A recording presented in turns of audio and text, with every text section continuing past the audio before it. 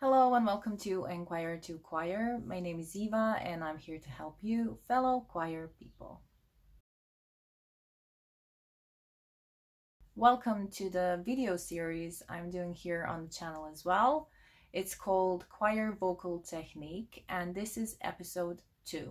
The first episode, which you can watch here, was about all the theory behind the correct vocal technique or singing with your diaphragm. Please be aware that this video will be a step further. It will show you everything about the breath, but if I use any terms you're not familiar with, please refer to the video number 1. But even if that doesn't happen, I strongly advise you to watch that video after you have watched this one, because it doesn't talk just about what the correct vocal technique is, it also talks about how to teach your choir this vocal technique. In this video, we talk about the breath, the choir breath, which is taken or gained in a specific way using your diaphragm. The video has 3 parts. The first part is how to activate your diaphragm using breathing exercises. Starting the breath and starting the tone is the second part. And the third part is how to sing the longer breaths. It will all become clear during the video. How to activate the diaphragm.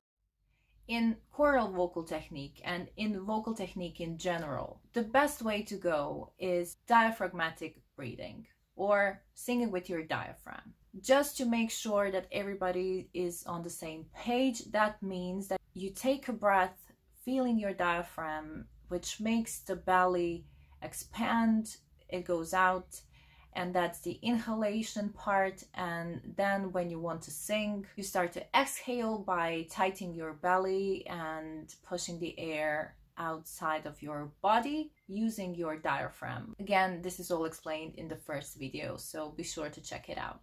The problem with this breathing is you can't intentionally move your diaphragm in a way you want to, especially the same way you can't move your biceps. You can do a motion which activates the biceps, but you can't just decide, now I'm going to move my bicep. I just tried it and it didn't work. So I have to do a certain motion to make my bicep work. And it's the same with the diaphragm. You can't intentionally move it in a way you want to, but you can learn, and your choir members can learn, how to activate it and how to manage it. Thank you. In other words, you have to do stuff with your body to activate your diaphragm. And you do that with breathing exercises, which you do with your choir naturally. These exercises don't serve the purpose of just learning the correct way to breathe or to sing. Singing improves with the breath, which makes us always try to have even a bigger and a more potent breath. So this process, this practicing, doesn't have an end point.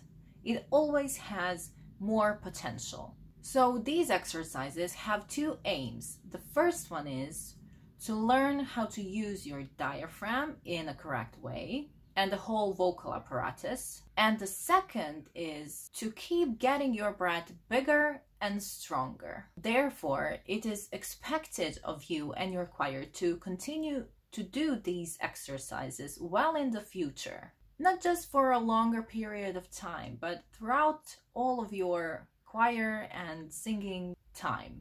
It is called exercise for a reason. So let's take the correct breath now. While we inhale, we expand our bellies. While we exhale, we feel it tightening. Let's go.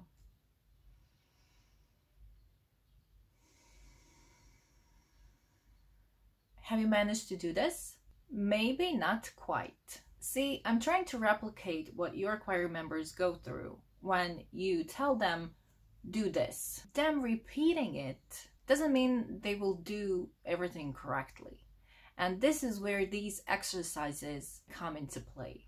The ways to activate your diaphragm are actually very physical, and I tend to use these physical ways more than just instructional ways. So I give them exercises that I know are going to activate the diaphragm, and that is what most of us do anyway. But there are ways that maybe some of you have not thought about how to do this. So I will give you 12 exercises, and if you have any more, you can write them down in the comments. But eventually in this whole series there will be lots more, and on the channel as well. So first, let's talk about where is the diaphragm and how to feel where it is. So the first exercise will actually be for your choir members to cough or to yawn. When you do these things, your diaphragm is working. So let's cough. You can put your hand on the belly and really feel where your diaphragm contracts. Okay, so let's do that again. Okay, did you find it? Great. And now let's yawn.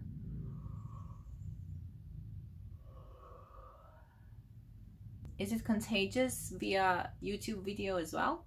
When you do these actions, you use your diaphragm, but you tend to actually feel it where it is. So that was the first exercise. It's so simple, but it's so effective. The second exercise uses the real thing or your imagination. The thing about the breath and the diaphragmatic breathing is when you think of it just like, oh, let's take a breath, you don't do anything, but when you think of that breath having a purpose, you use your diaphragm. And the biggest evidence of this phenomenon is blowing out a candle. So when you have a happy birthday, you blow out the candle and you do this. So your breath has a purpose.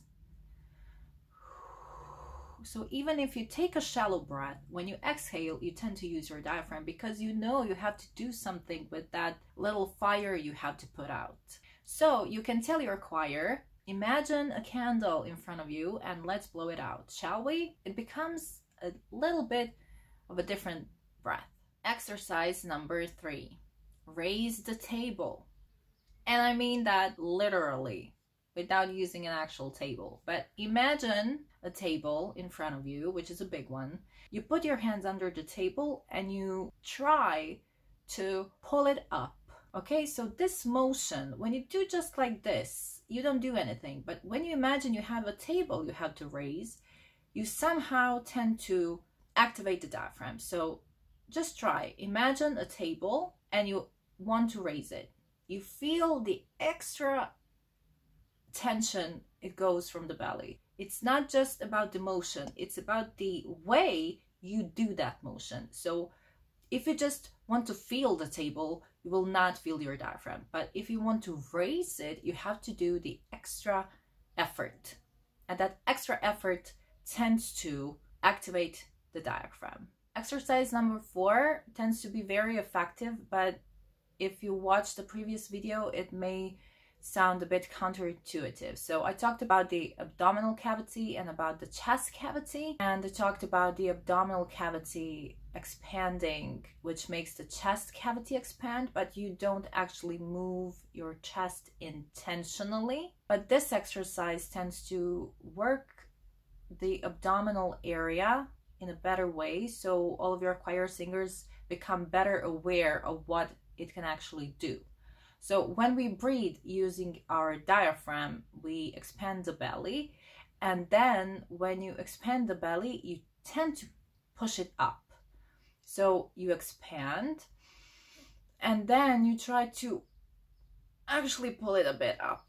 Just try to do that. So it's not about pulling the chest up, it's about pulling your abdominal cavity a bit up. So your belly goes out and then a bit up. Possibly you won't be able to actually pull it up, but it's the intention that makes the whole difference. So just try. Inhale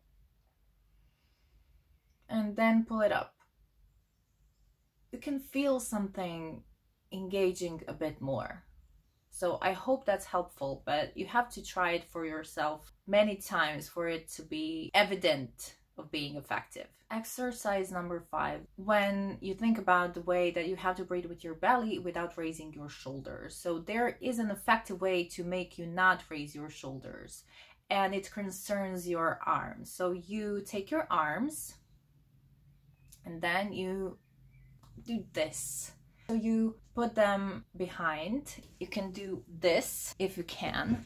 Then try to breathe with your belly. This connects the way of thinking that you cannot raise your shoulders. If it's uncomfortable for them, it's just important for them to have a certain awareness about the hands being behind. Because when you turn your hands like that and your arms like that, your shoulders cannot move in the motion. They're actually free to move in general. So this does the trick. So try.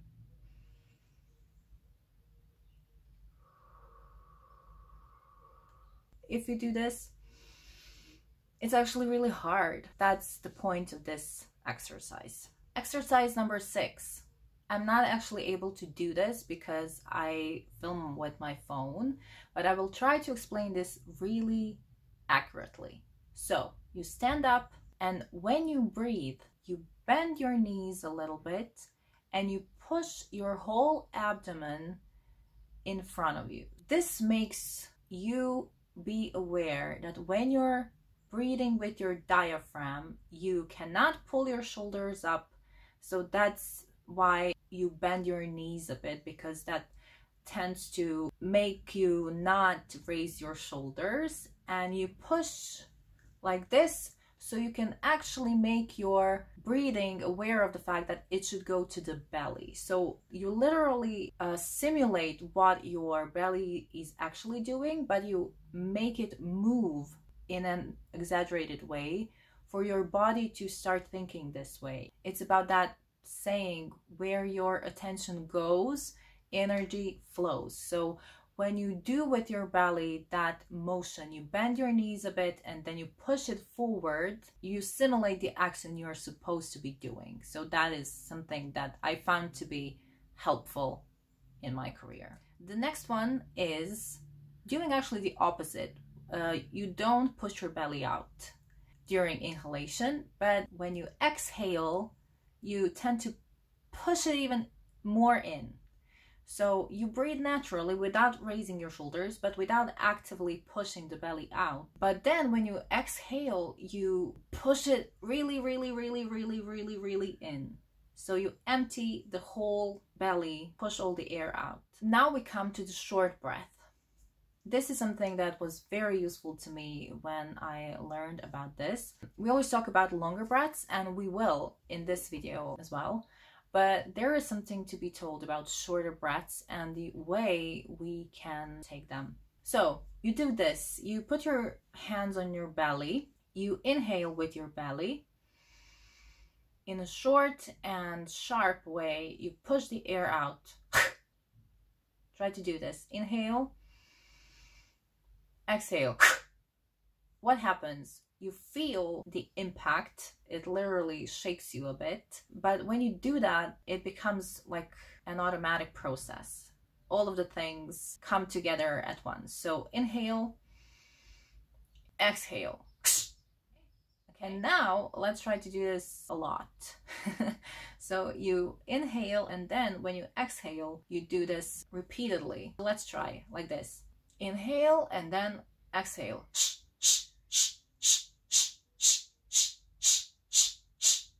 That activates the diaphragm. You inhale a large amount of air and then you push it out by tightening your diaphragm. But when you do this, a small amount of air comes back and you always have enough air to do another one. So in theory, you can do this exercise for endless amounts of time if our bodies don't tend to get tired and our diaphragm tends to get tired. So try to do that again.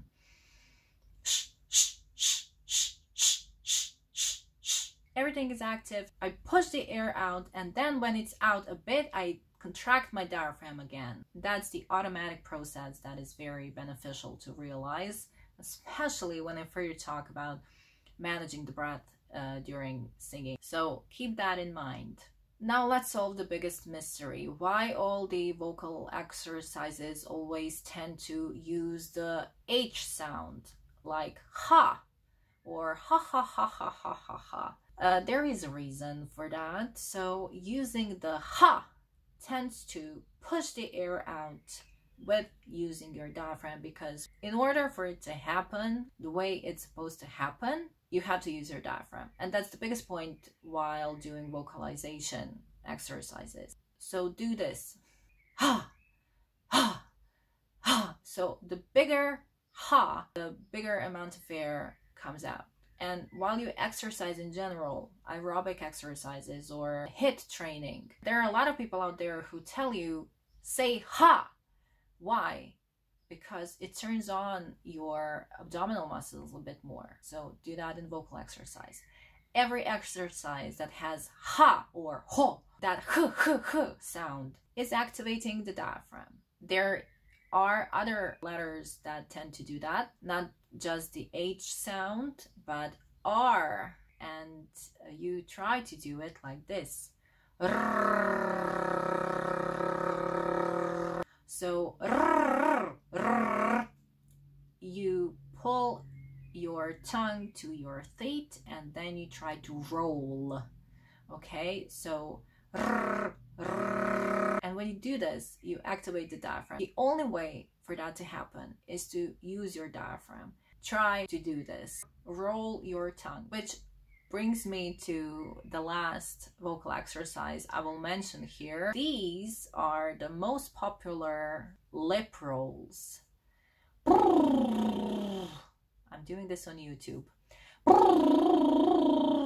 For you to be able to do this, you have to activate the diaphragm. There are no other ways to do this. And that is why it's very popular, because it's so simple.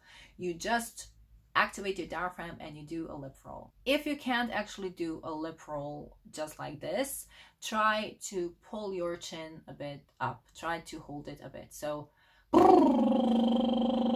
and when you do, that tends to not only activate the diaphragm, but also to lower the throat and relax all of this. You can choose any melody you like, and you can even make your choir members sing the song you're currently working on without any text, just doing lip rolls, which sounds a bit funny, but it's actually really effective. So if these exercises seemed a bit chaotic, that is actually a bit on purpose, because you learn these exercises as you go along. So I know a lot of these exercises because I've been to a lot of classes, seminars, I took private lessons. I don't think there should be or could be a more linear way how to do this, because it's about finding 100 possible ways for your choir members and yourself how to learn to activate the diaphragm. But it's something that takes a longer period of time to learn, and the more you learn about it, the more you learn about it further. Take it like that. You will learn which of these exercises are most beneficial for that particular choir. The intention behind talking about these exercises was that you get to feel that these are my suggestions, these are my explanations, these are the exercises I find to be very effective. But it's just a suggestion where to start from. So you get the general idea what it actually means to activate the diaphragm. Now to the next part, starting the breath and starting the tone.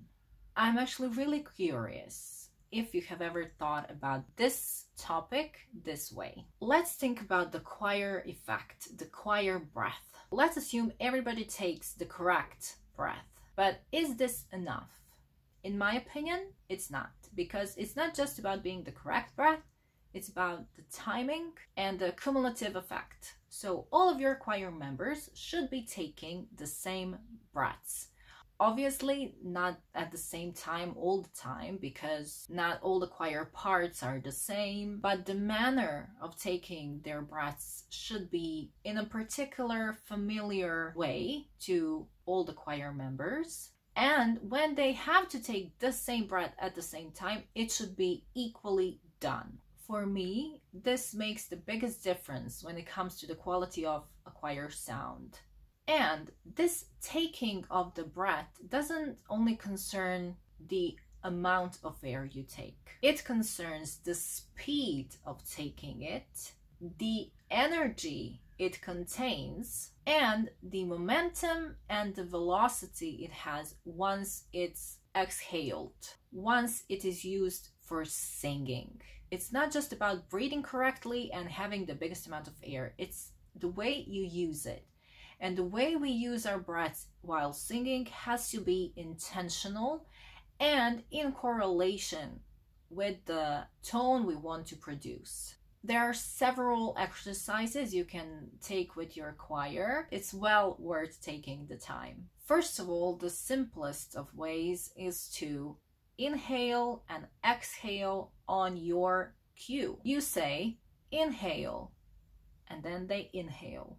Exhale, then they exhale. Even better, if you don't tell them, you show them, which makes them obligated to look at you as their choir conductor, not just your choir director. So you show inhale, exhale, inhale, exhale.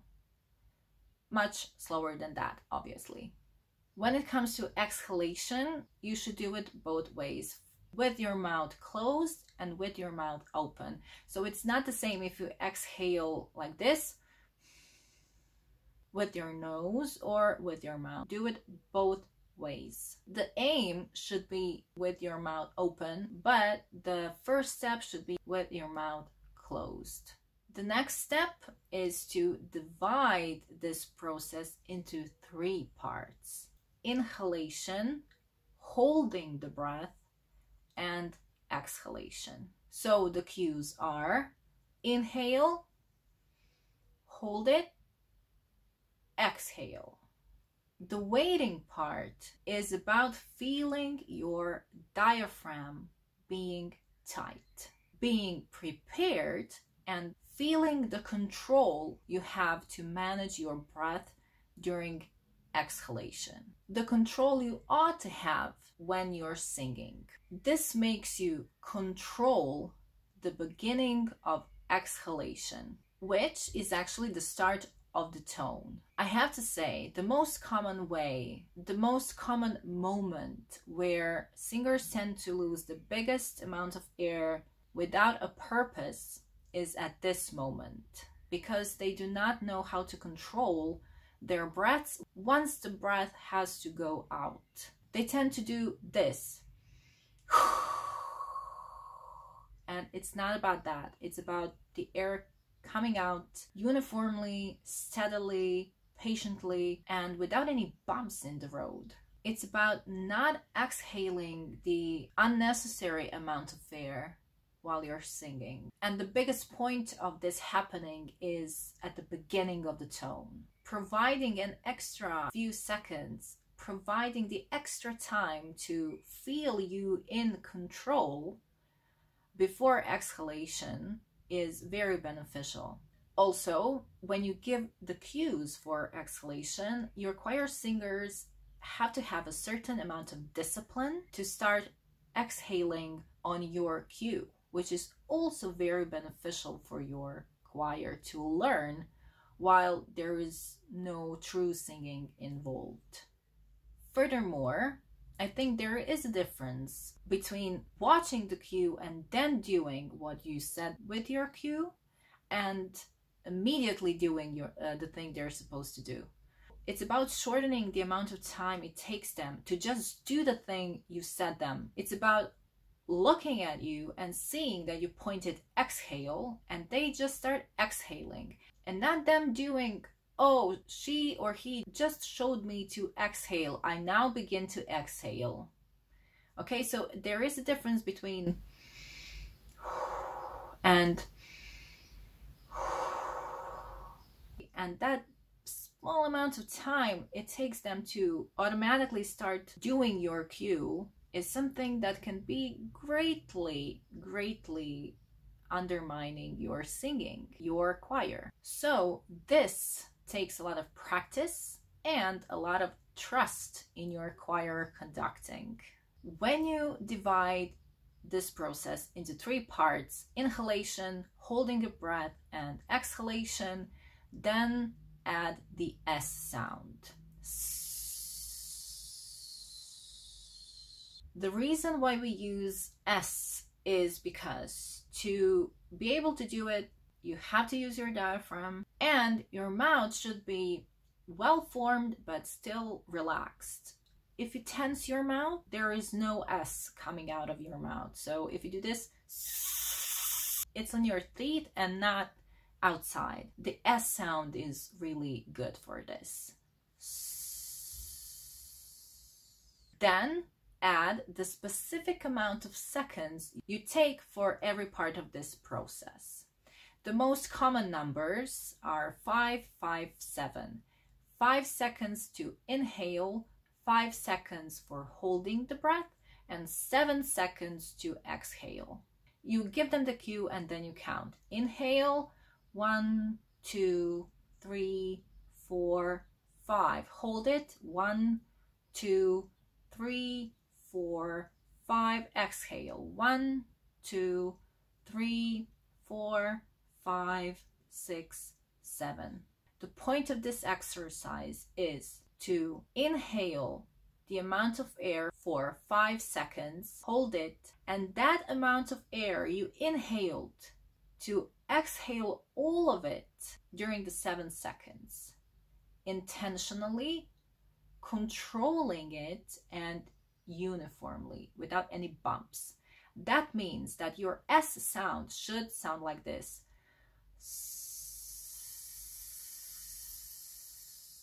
Okay, so not this or, and it's not about who's going to exhale longer.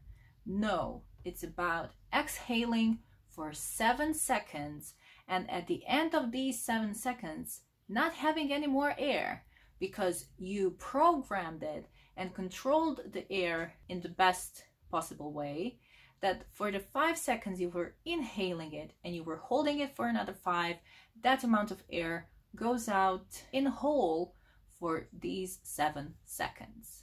After you've done this with the long breath, you should try again with the short breath using the S sound. This is important because you're actually doing the same. You're inhaling, holding the breath, and exhaling, and you do it repeatedly with a short breath. This exercise should be able to go indefinitely, and it's about making the progress of this happening automatically. So you erase the always conscious intention of inhaling, holding, exhaling.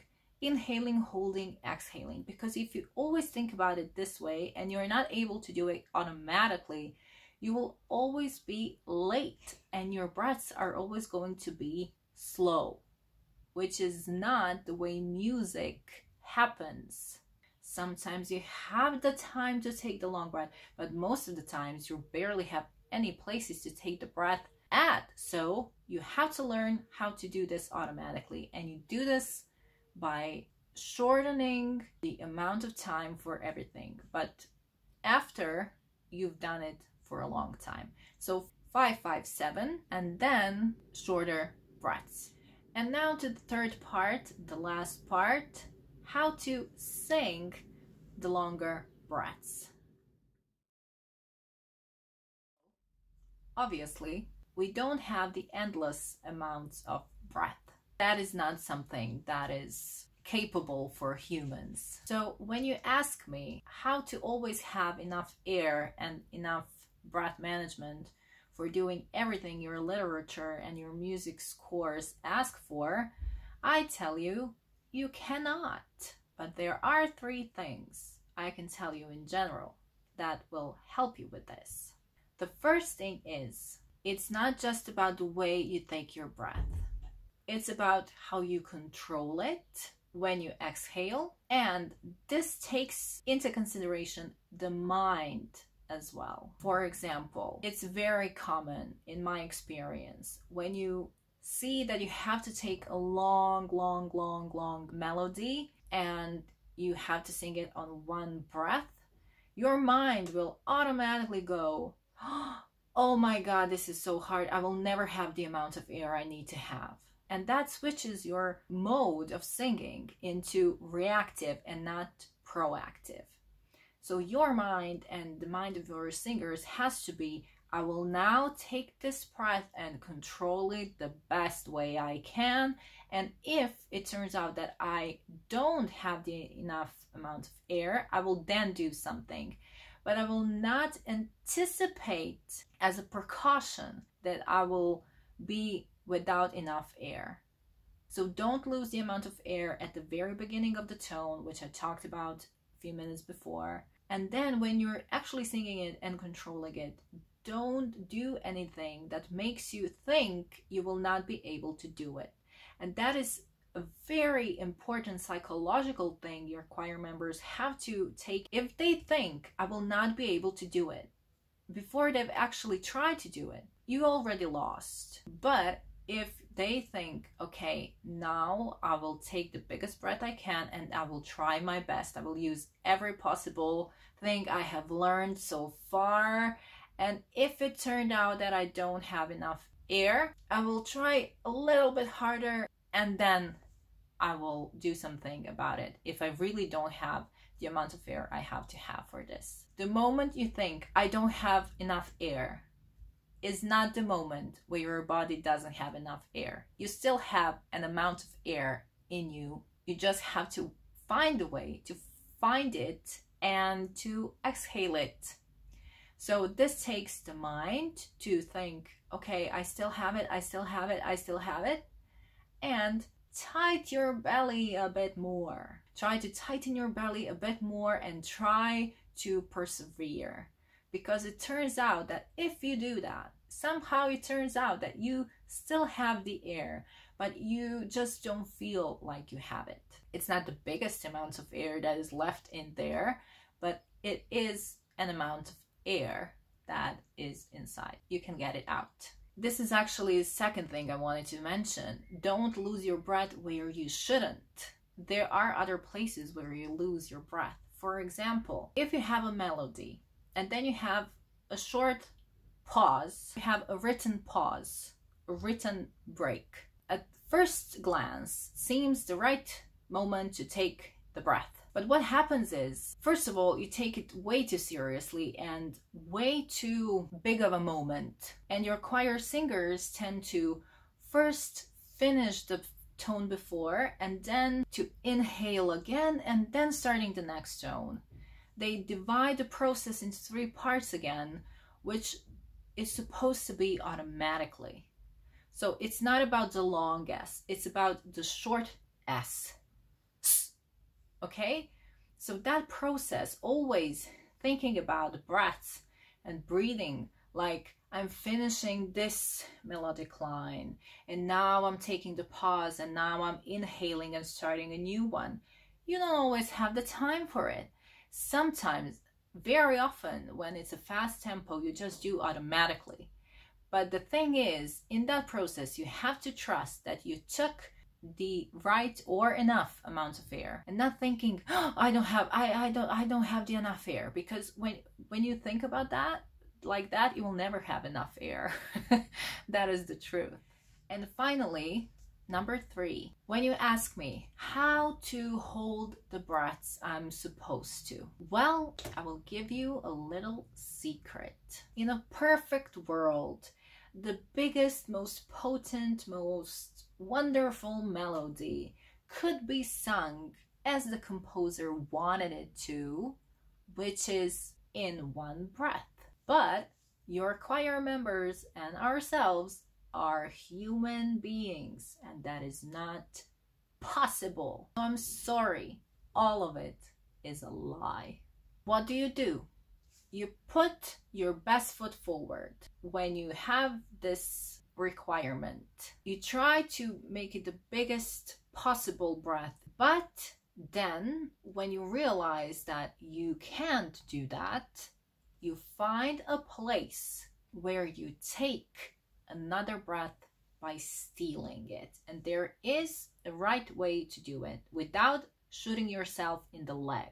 Because if you steal your breath while you still have it enough, it could be the worst thing you do. If you do it in a panic way, first of all, it will be heard. And you know, in choir music, in choir singing, if one person doesn't do the same breath as everyone else, it will be heard. It will be an audible bump. And while you steal it unplanningly and reactively and not proactively, it will turn out that you don't even have enough air you are supposed to have taken in the stealing moment. So you steal the breath, but there is a smart way to do it. First, for you to be able to really take the biggest amount of air, but in the smallest amount of moments. So one moment of stealing the most potent breath is a good way to go, but 10 times to steal the breath in a bad way is not the way to go. And secondly, for the audience not to be able to hear it. That is the most important part. So it's about the camouflage of everything. How to do this? There are rules. First of all, don't steal the breath in a logical place, in a logical moment in score. No, that's the worst place you can take it. You should take it in the most illogical place, because if you take it in a logical place, our ears tend to hear that better than when you take it in an illogical place, because our minds tend to connect things. When you steal the breath in the moment where we are not expecting it as an audience, that will be much better. The second rule, never take your breath on the bar line.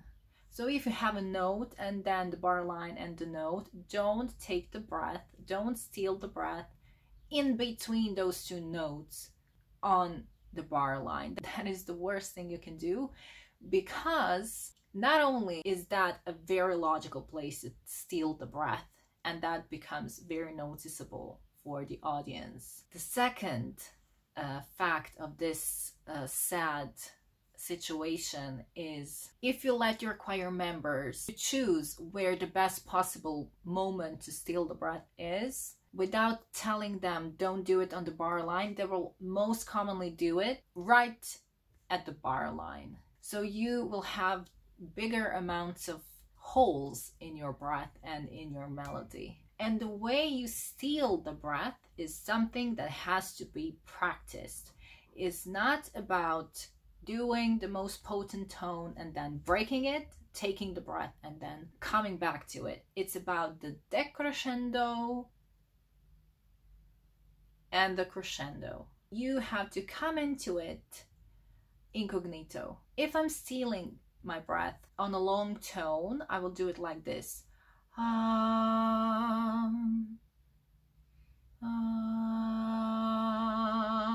So it's a process.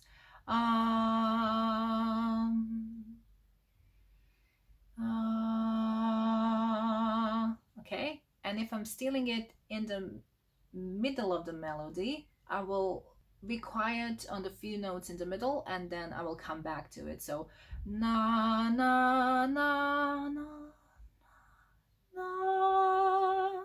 So it's not obvious. You can steal the breath, but in a smart way. Don't do it often. Do it just when you have to, and do it in the best possible way without being able to be heard. Okay, so this is it. This is the end of the video. I got really passionate there right at the end of the video, which is really interesting, but I hope this video was helpful. Let me know down below if you have any more suggestions or questions. If you have any questions which you don't want to put down in the comments, you can email me. Thank you for watching. If you wish to see more, you can watch the whole series about choir vocal technique. You can watch all of the other videos here on the channel. There are a lot of them. If you wish to see more in the future, you can subscribe. That is always the possibility. And that will be it. Conduct well, conductors, and I'll see you next time. Bye!